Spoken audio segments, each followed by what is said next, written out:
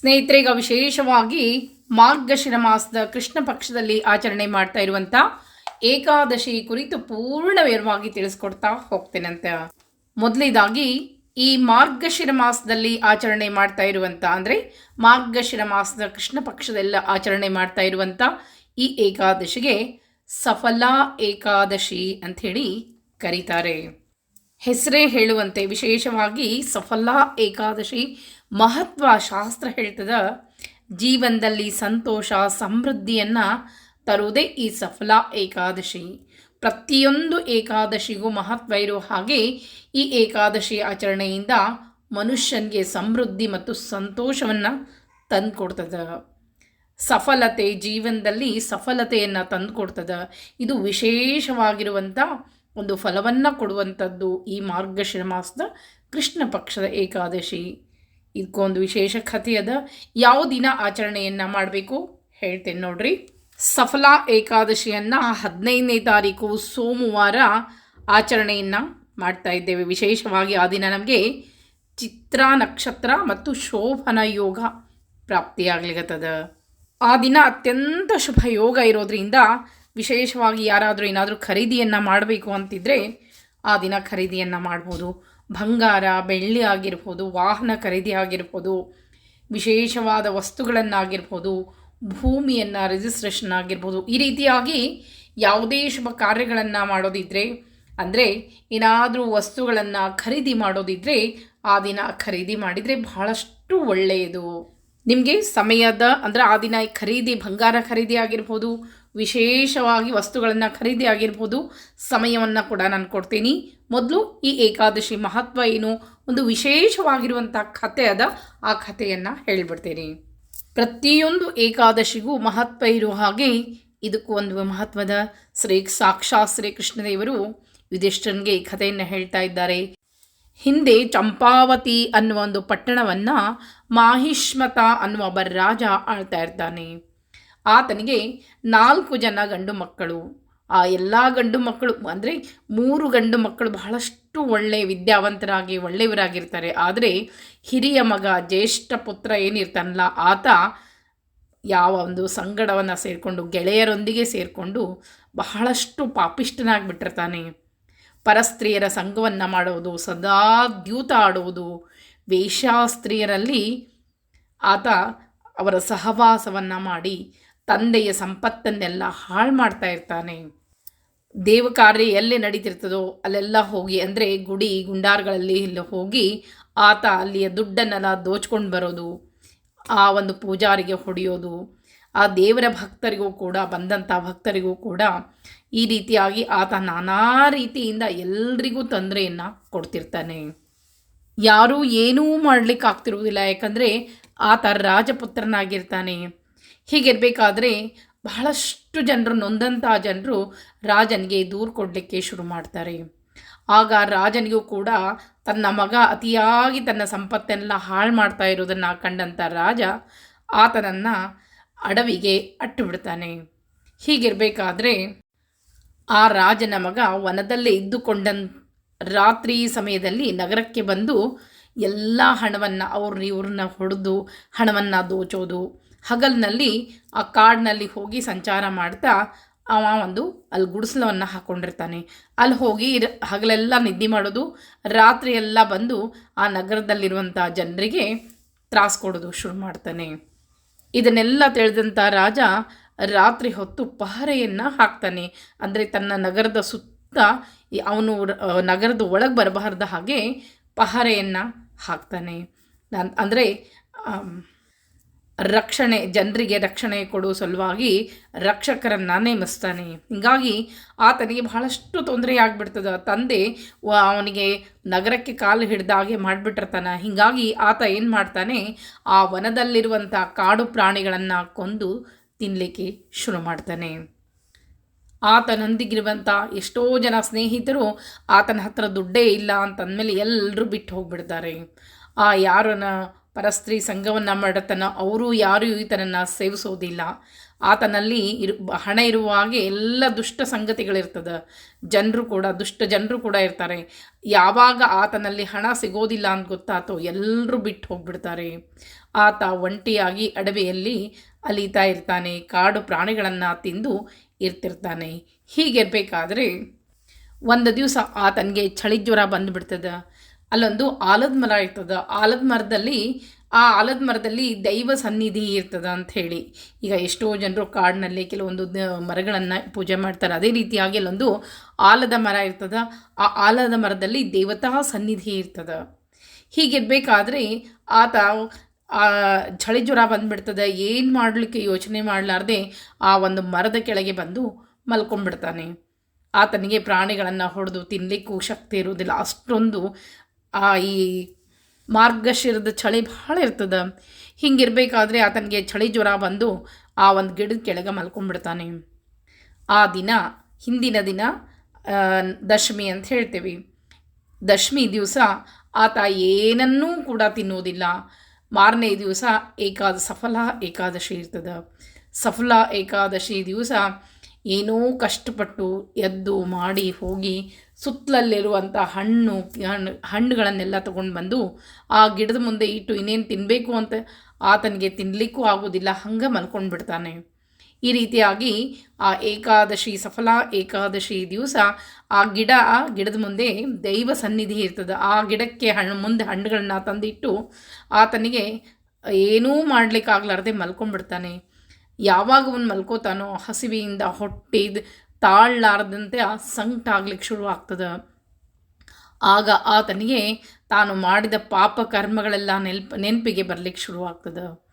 ಆತ ಅನ್ಕೋತಾನೆ, ನಾನು ಎಂಥ ದೊಡ್ಡ ರಾಜನ ಮಗ ಆಗಿದ್ದೆ, ಈ ರೀತಿಯಾಗಿರುವಂಥ ಪರಿಸ್ಥಿತಿ ನನಗೆ ಬಂತಲ್ಲ, ಎಲ್ಲವೂ ನಾನು ಮಾಡಿದಂಥ ಪಾಪ ಕರ್ಮದಿಂದ ಈ ರೀತಿ ಆಗ್ಯದ ಅಂಥೇಳಿ ಆತನ ಕಣ್ಣಿನಿಂದ ನೀರು ಸುರಿಲಿಕ್ಕೆ ಶುರು ಆಗ್ತದೆ.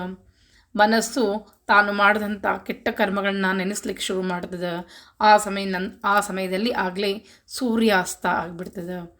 ನಂತರ ಆತ ಇರುವಂಥ ಶಕ್ತಿಯೆಲ್ಲ ಒಗ್ಗೂಡಿಸ್ಕೊಂಡು ಆ ಮರದ ಕೆಳಗೆ ಆ ಹಣ್ಣುಗಳನ್ನ ಇಟ್ಟು ಭಗವಂತನ ಸ್ಮರಣೆಯನ್ನು ಮಾಡಿ, ನಾನು ಮಾಡಿರುವಂಥ ಎಲ್ಲ ತಪ್ಪುಗಳನ್ನು ಕ್ಷಮಿಸು ಅಂಥೇಳಿ, ಈ ರೀತಿಯಾಗಿ ನಾನು ಇನ್ನು ಮೇಲೆ ಯಾರಿಗೂ ಈ ರೀತಿಯಾಗಿ ಇರುವಂಥ ತ್ರಾಸನ್ನು ಕೊಡುವುದಿಲ್ಲ, ಯಾರಿಗೂ ಕಷ್ಟವನ್ನು ಕೊಡುವುದಿಲ್ಲ ಅಂಥೇಳಿ ಭಗವಂತನಲ್ಲಿ ಪ್ರಾರ್ಥನೆಯನ್ನು ಮಾಡಲಿಕ್ಕೆ ಶುರು ಮಾಡ್ತಾನೆ. ಯಾವಾಗ ಆತನಿಗೆ ಪ್ರಾಯಶ್ಚಿತ್ತ ಆಗ್ತದೋ, ಅಂದರೆ ಪ್ರಾಯಶ್ಚಿತ್ತವನ್ನು ಮಾಡಿಕೊಂಡು ಭಗವಂತನಲ್ಲಿ ಅನನ್ಯವಾಗಿ ಶರಣಾಗತಿಯನ್ನು ಹೊಂದುತ್ತಾನೋ, ಆತನಲ್ಲಿರುವಂಥ ಎಲ್ಲ ಕೆಟ್ಟ ಬುದ್ಧಿಯು ಹೊರಟು ಹೋಗ್ತದೆ. ಆಗ ದ್ವಾದಶಿ ದಿವಸ ಸೂರ್ಯೋದಯ ಆಗ್ತದೆ. ರಾತ್ರಿಯನ್ನು ಒಂದು ಕಾಳು ನೀರನ್ನು ಹಾಕದೆ ರಾತ್ರಿ ಎಲ್ಲ ಸಂಕಟದಿಂದ ಒದ್ದಾಡಿ ದ್ವಾದಶಿ ಪ್ರಾಪ್ತಿಯಾಗ್ತದೆ. ಆತನಲ್ಲಿರುವಂಥ ಎಲ್ಲ ಕೆಟ್ಟ ಬುದ್ಧಿ ಹೊರಟು ಹೋಗ್ಬಿಟ್ಟಿರ್ತದೆ. ಆಗ ಆತನಿಗೆ ಏನು ಸೂರ್ಯೋದಯ ಆಗ್ತದಲ್ಲ, ಹೊಸ ಚೈತನ್ಯ ಬರ್ತದೆ. ಒಂದು ಆಕಾಶವಾಣಿ ಕೇಳಿಸ್ತದೆ, ರಾಜ, ನಿನ್ನಲ್ಲಿರುವಂಥ ಎಲ್ಲ ಕೆಟ್ಟ ಬುದ್ಧಿಯು ಹೊರಟು ಹೋಗ್ಯದ.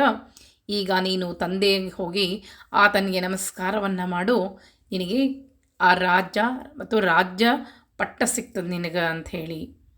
ಆಗ ಆತನಿಗೆ ಬಹಳ ಕೆಟ್ಟ ಅನ್ನಿಸ್ಬಿಡ್ತದೆ.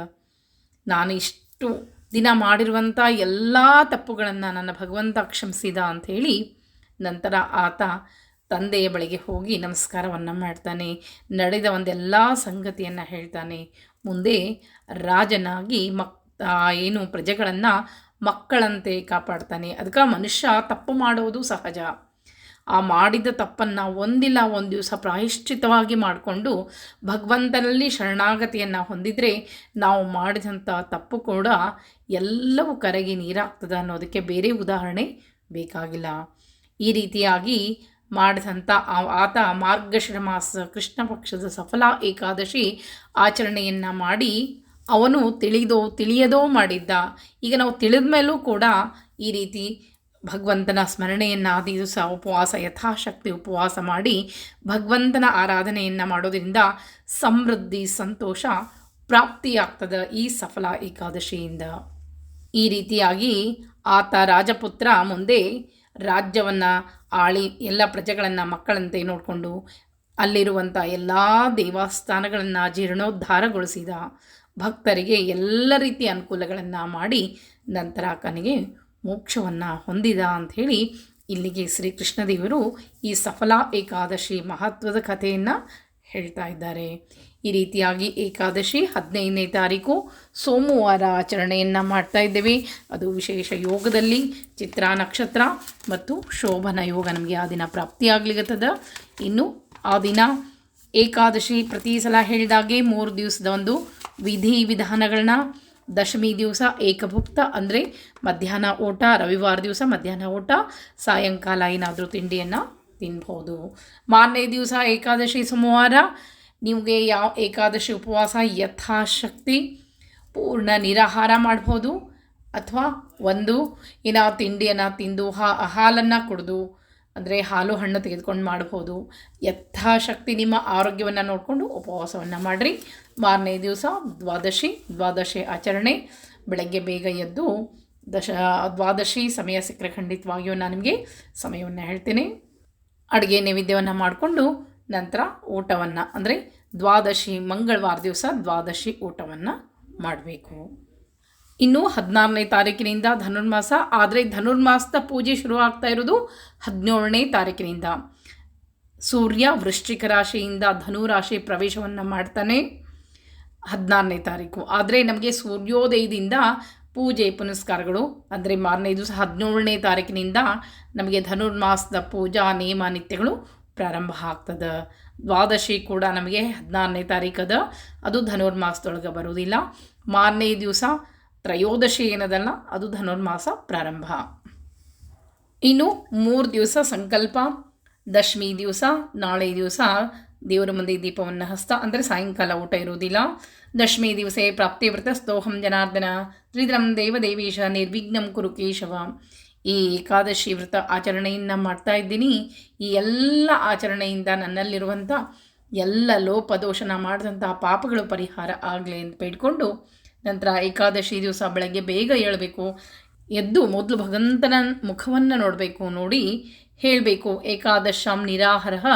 ಏಕಾದಶಿ ದಿವಸ ನಿರಾಹಾರ ಆಚರಣೆಯನ್ನು ಅಂದರೆ ನೀವು ಉಪವಾಸ ಯಾವ ರೀತಿ ಆಚರಣೆಯನ್ನು ಮಾಡ್ತೀರೋ, ಸಿಕ್ವಾಂ ಪರೇಹ್ನಿ ಮೋಕ್ಷಾಮಿ ಪುಂಡರೀಕಾಕ್ಷ ಶರಣಂ ಮೇ ಭವ ಅಚ್ಯುತ ಅಂಥೇಳಿ ನಾನು ಶರಣಾಗತಿಯನ್ನು ಹೊಂದ್ತಾ ಇದ್ದೇನೆ ಭಗವಂತ, ನಿನ್ನನ್ನು ಕುರಿತು ಶರಣಾಗತಿಯನ್ನು ಹೊಂದ್ತಾ ಇದ್ದೀನಿ. ಏಕಾದಶಿ ವ್ರತ ಆಚರಣೆಯನ್ನು ಈ ರೀತಿಯಾಗಿ ಹಣ್ಣು ಹಾಲು ತೆಗೆದುಕೊಂಡು ಅಥವಾ ಟೀ ಕಾಫಿ ಕುಡಿದು ಅಥವಾ ನಿರಾಹಾರ ಉಪವಾಸ ಈ ರೀತಿಯಾಗಿ ನಾನು ಮಾಡ್ತಾ ಇದ್ದೀನಿ. ನಾನು ಮಾಡಿದಂಥ ಎಲ್ಲ ಕೆಟ್ಟ ಕರ್ಮಗಳು ನನ್ನಿಂದ ದೂರ ಆಗಲಿ ಅಂತ ಬೇಡ್ಕೊಂಡು ದ್ವಾದಶಿ ದಿವಸ ಅಜ್ಞಾನಂ ತಿಮಿರಾಂಧಸ್ಯ ವೃತಾನಾನೇನ ಕೇಶವ ಪ್ರಸನ್ನ ಮುಖೋ ಭೂತ್ವ ಜ್ಞಾನದೃಷ್ಟಿ ಪ್ರದೋಭವ. ಏಕಾದಶಿ ಉಪವಾಸೇನ ದ್ವಾದಶ್ಯಾಂ ಪಾರಣೇನ ಚ ಅಂದರೆ ಏಕಾದಶಿ ಉಪವಾಸೆಯಿಂದ ನಂತರ ದ್ವಾದಶಿ ದಿವಸ ಮಾಡಿರುವಂಥ ಪಾರಣೆಯಿಂದ ಯದರ್ಜಿತಮ್ಮಯ ಪುಣ್ಯಂ, ನಾನೇನಾದರೂ ಪುಣ್ಯವನ್ನು ಸಂಪಾದನೆ ಮಾಡಿದರೆ ಅದೆಲ್ಲವೂ ನನಗೆ ಒಳ್ಳೆಯದನ್ನು ಮಾಡಲಿ. ನಿನ್ನ ಅಂದರೆ ನೀನು ಪ್ರೀತನಾಗು, ಪುಣ್ಯಂ ತೇನ ಪ್ರೀಣಾತು ಕೇಶವ ಅಂತ ಭಗವಂತನನ್ನು ಒಲಿಸ್ಕೊಳ್ಳಿಕ್ಕೆ ಶರಣಾಗತಿ ಒಂದೇ ದಾರಿ ಅಂತ ಹೇಳ್ತೇವೆ.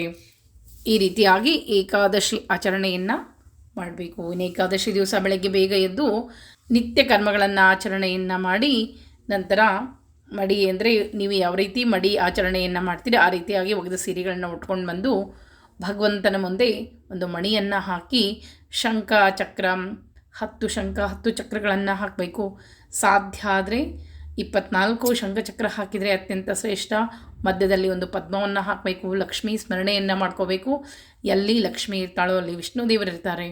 ವಿಷ್ಣುವಿನ ಸ್ಮರಣೆ ಇಲ್ಲದೆ ಲಕ್ಷ್ಮೀ ಇರೋದಿಲ್ಲ. ಅದಕ್ಕಾಗಿ ಲಕ್ಷ್ಮೀ ಸಹಿತ ವಿಷ್ಣು ದೇವತಾ ಪ್ರೀತ್ಯರ್ಥಂ ಅಂಥೇಳಿ 10 ಚಕ್ರಗಳನ್ನು ಹಾಕಿ ಮಧ್ಯದಲ್ಲಿ ಒಂದು ಪದ್ಮವನ್ನು ಹಾಕಿ ನಂತರ ನಿಮ್ಮ ಹತ್ರ ಒಂದು ಕೃಷ್ಣನ ಒಂದು ಮೂರ್ತಿನ ಇಟ್ಟೇನಲ್ಲ ಆ ರೀತಿ ವಿಗ್ರಹ ಇದ್ದರೆ ಇಟ್ಟು ಪೂಜೆಯನ್ನು ಮಾಡಿರಿ. ಇಲ್ಲದಿದ್ದರೆ ನೀವು ಸರಳವಾಗಿ ವಿಷ್ಣುವಿನ ಯಾವುದೇ ಫೋಟೋ ಇದ್ದರೆ ಆ ಫೋಟೋವನ್ನು ಇಟ್ಟು ಸಹ ಪೂಜೆಯನ್ನು ಮಾಡ್ಬೋದು. ಮೊದಲು ಸಂಕಲ್ಪ ಹೇಳ್ತೀನಿ, ಸಂಕಲ್ಪ ಮಾಡ್ಕೊಳ್ಬೇಕು. ಏವಂ ಗುಣವಿಶೇಷ ವಿಶಿಷ್ಟಾಯಾಂ ಶುಭತಿಥೌ ಶ್ರೀ ಲಕ್ಷ್ಮೀ ಸಹಿತ ವಿಷ್ಣು ಪ್ರೇರಣೆಯ ಲಕ್ಷ್ಮೀ ಸಹಿತ ವಿಷ್ಣು ದೇವತಾ ಪ್ರೀತ್ಯರ್ಥಂ ಪುತ್ರ ಅಭಿಲಾಷ ಕಾಮ್ಯಾರ್ಥಂ ಧನ ಅಭಿಲಾಷ ಕಾಮ್ಯಾರ್ಥಂ. ನಿಮಗೇನಾದರೂ ಇಷ್ಟಾರ್ಥಗಳಿದ್ದರೆ ಅದನ್ನು ಕೂಡ ಹೇಳ್ಕೊಳ್ಬೇಕು. ಈ ರೀತಿಯಾಗಿ ನಂತರ ಆಯುರಾರೋಗ್ಯ ಐಶ್ವರ್ಯ ಅಭಿವೃದ್ಧ್ಯರ್ಥಂ ಸಮಸ್ತಾಭ್ಯುದಯಾರ್ಥಂಚ ಶ್ರೀ ಲಕ್ಷ್ಮೀ ಸಹಿತ ವಿಷ್ಣು ದೇವತಾ ಪ್ರೀತ್ಯರ್ಥಂ ಮಾರ್ಗಶಿರ ಕೃಷ್ಣ ಪಕ್ಷ ಸಫಲ ಏಕಾದಶಿ ವೃತಮಹಂ ಕರಿಷ್ಯೆ ಅಂಥೇಳಿ ನೀರನ್ನು ಬಿಟ್ಟು ಮೊದಲು ಗಣಪತಿ ಸ್ಮರಣೆಯನ್ನು ಮಾಡ್ಕೊಳ್ಬೇಕು. ವಕ್ರತುಂಡ ಮಹಾಕಾಯ ಕೋಟಿ ಸೂರ್ಯ ಸಮಪ್ರಭ ನಿರ್ವಿಘ್ನಂ ಕುರ್ಮೇ ದೇವ ಸರ್ವಕಾರೇಶು ಸರ್ವದಾ ಅಂಥೇಳಿ ಗಣಪತಿ ಸ್ಮರಣೆ ಮಾಡಿಕೊಂಡು ಕುಲದೇವರ ಸ್ಮರಣೆಯನ್ನು ಮಾಡಿಕೊಂಡು ನಂತರ ಲಕ್ಷ್ಮೀ ಸಹಿತ ವಿಷ್ಣು ದೇವತಾಭ್ಯೋ ನಮಃ ಆಹ್ವಾನಾರ್ಥೆ ಅಕ್ಷತಾಂ ಸಮರ್ಪಯಾಮಿ, ಆಸನಾರ್ಥೆ ಅಕ್ಷತಾಂ ಸಮರ್ಪಯಾಮಿ, ಪಾದಯೋ ಪಾದ್ಯಂ ಸಮರ್ಪಯಾಮಿ, ಹಸ್ತ್ಯೋರ್ಘ್ಯಂ ಸಮರ್ಪಯಾಮಿ, ಮುಖೆ ಆಚಮನೀಯಂ ಸಮರ್ಪಯಾಮಿ ಅಂಥೇಳಿ 20+2 ಗೆಜ್ಜೆ ವಸ್ತ್ರವನ್ನು ಏರಿಸಬೇಕು. ನಂತರ ಈ ರೀತಿಯಾಗಿ ನಿಮಗೆ ನೀವು ಹಾಲು ಹಣ್ಣು ತೆಗೆದುಕೊಳ್ಳೋರಿದ್ದರೆ ಹಣ್ಣನ್ನು ನೈವೇದ್ಯ ಮಾಡ್ಬೋದು. ಭಗವಂತನಿಗೆ ಸದಾ ಆತ ಎಲ್ಲಿ ಭಕ್ತರು ಯಾವ ರೀತಿಯ ಆತನನ್ನು ಭಕ್ತಿಯಿಂದ ಪೂಜೆ ಮಾಡ್ತಾರೋ ಅದನ್ನು ಸ್ವೀಕಾರ ಮಾಡ್ತಾನೆ. ಅದಕ್ಕಾಗಿ ನಿಮಗೆ ಯಾವ ರೀತಿ ಸಕ್ಕರೆ ನೈವೇದ್ಯ ಮಾಡ್ತೀನಿ ಅಂದರೆ ಹಾಗೂ ಮಾಡ್ಬೋದು, ಏನೂ ನೈವೇದ್ಯ ಮಾಡೋದಿಲ್ಲ ಅಂದರೆ ಹಾಗೂ ಮಾಡ್ಬೋದು. ಈ ರೀತಿಯಾಗಿ ಒಂದು ತುಳಸಿ ದಳವನ್ನು ಅಷ್ಟೋತ್ತರ ಹೇಳ್ತಾ ಒಂದು ತುಳಸಿ ದಳವನ್ನು ಏರಿಸಿದ್ರು ಸಾಕು. ನಂತರ ಏಕಾದಶಿ ಪೂಜೆಯನ್ನು ಮಾಡಿ ಒಂದು ವಿಶೇಷವಾದ ಶ್ಲೋಕದ ಆ ದಿನ ಜೀವನದ ಎಲ್ಲ ಸಫಲತೆಯನ್ನು ತಂದುಕೊಡುವಂಥ ಸಫಲ ಏಕಾದಶಿಗೆ ಒಂದು ಶ್ಲೋಕ ಅದ. ಅದನ್ನು ಸಾಧ್ಯ ಆದರೆ ಖಂಡಿತವಾಗಿಯೂ ಮುಂದಿನ ವಿಡಿಯೋದಲ್ಲಿ ತಿಳಿಸ್ಕೊಡ್ತೇನೆ ಅಂತ. ಈ ರೀತಿಯಾಗಿ ಸಫಲ ಏಕಾದಶಿ ಕಥೆ ಮಹತ್ವ ಪೂರ್ಣ ವಿವರವಾಗಿ ತಿಳಿಸ್ಕೊಡ್ತೀನಿ. ಮತ್ತೆ ಮುಂದಿನ ವಿಡಿಯೋದಲ್ಲಿ ಸಿಗ್ತೀನಿ. ನಮಸ್ಕಾರ.